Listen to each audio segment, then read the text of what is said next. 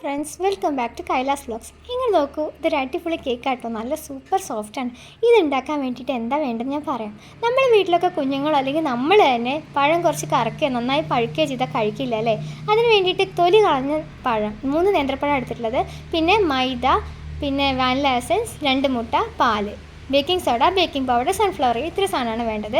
ഒരു ജാർ എടുത്ത് അതിലേക്ക് 2 മുട്ട ഇല്ലേ അത് പൊട്ടിച്ച് ചേർത്ത് നല്ലപോലെ പതപ്പിച്ചെടുക്കുക. അതിൻ്റെ കൂടെ സൺഫ്ലവർ ഓയിലും വാനില എസൻസും ചേർത്ത് നല്ലപോലെ അടിച്ചെടുക്കുക. അതിനുശേഷം നമ്മൾ എടുത്ത് വെച്ച ആ നേന്ത്രപ്പഴം ചെറുതാക്കി കട്ട് ചെയ്തിട്ട് അടിച്ചെടുക്കുക. അതിൻ്റെ കൂടെ പാലുണ്ട്, 1 കപ്പ് പാലെടുത്തിട്ടുണ്ടെങ്കിൽ അത് കുറച്ചായിട്ട് അടിച്ചെടുക്കുക. നല്ലപോലെ നല്ല തിക്ക് പേസ്റ്റാക്കി അടിച്ചെടുക്കുക. ഇനി നമ്മൾ എടുത്ത് വെച്ച മൈദയും ബേക്കിംഗ് സോഡയും ബേക്കിംഗ് പൗഡറും കൂടിയിട്ട് മിക്സ് ചെയ്തെടുത്തത് ഒരു പാത്രത്തേക്ക് ഇട്ടിട്ട് അതിൻ്റെ കൂടെ നമ്മൾ ഈ അരച്ച് വെച്ച ബാറ്റർ നല്ലപോലെ ഒഴിച്ചു കൊടുത്ത് കുറച്ചായിട്ട് ഒഴിച്ച് നല്ലപോലെ ടാപ്പ് ചെയ്തെടുക്കുക. നല്ലപോലെ അടിപൊളിയായിട്ട് ടാപ്പ് ചെയ്തെടുക്കണം കേട്ടോ. അത് ഒരു ചെറിയ ഇതുപോലും ബോൾസോ അങ്ങനെ ഒന്നും ഉണ്ടാവാൻ പാടില്ല. നല്ലപോലെ ടാപ്പ് ചെയ്തെടുക്കുക.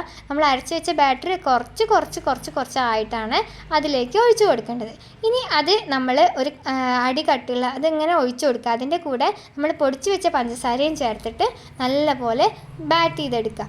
ഈ പൊടിച്ച് വെച്ച പഞ്ചസാര കുറച്ച് നമുക്ക് ആവശ്യത്തിന് ചേർത്താൽ മതി കേട്ടോ. നേന്ത്രപ്പഴത്തിന് അത്യാവശ്യം മധുരം ഉള്ളതുകൊണ്ട് ആവശ്യത്തിനനുസരിച്ച് പഞ്ചസാര ചേർത്താൽ മതി. അതിനുശേഷം ഒരു അടി കട്ടിയുള്ള പാത്രത്തിലേക്ക് നമ്മൾ ബട്ടർ പേപ്പർ വെച്ചിട്ട് അതിലേക്ക് ഈ ബാറ്റർ ഒഴിച്ച് നല്ലപോലെ ടാപ്പ് ചെയ്ത് കൊടുക്കണം. ടാപ്പ് ചെയ്ത് കൊടുത്തിട്ടില്ല എന്നുണ്ടെങ്കിൽ അതിൽ എയർ ബബിൾസ് ഒക്കെ ഉണ്ടാവാൻ ചാൻസ് ഉണ്ട്. അതുകൊണ്ട് അതൊക്കെ പോകാൻ വേണ്ടിയിട്ട് നല്ലപോലെ ടാപ്പ് ചെയ്ത് കൊടുക്കാം. എന്നിട്ട് അതിൻ്റെ എയർ ബബിൾസ് ഒക്കെ കളയാൻ വേണ്ടിയിട്ട് ഒരു ചെറിയ ഇറുക്കിലെടുത്തിട്ട് അതിന് ചുറ്റും ഇങ്ങനെ വരച്ചു കൊടുക്കുക.